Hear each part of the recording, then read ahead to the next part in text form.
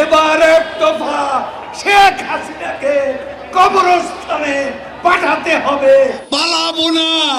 কোথায় পালাবো? পালাবো না, প্রয়োজনে ফখরুল সাহেবের বাসায় গিয়ে উঠবো।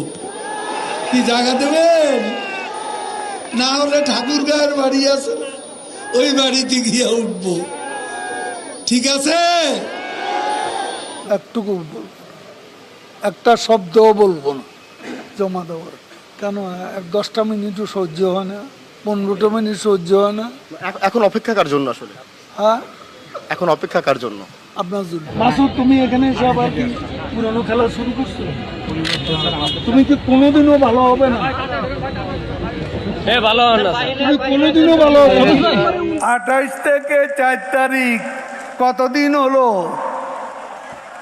কতদিন হলো? 28 তারিখের পর তো শেখ হাসিনা নেই। আরে মির্জা ফখরুল, হায় রে হায়, টেলিভিশনে দেখলাম খালি দৌড়াচ্ছে, কেউ কেউ টেনে ধরে হরতাল ঘোষণার জন্য।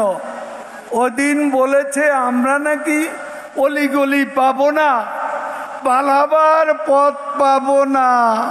এখন কার পালাবার পথ নেই?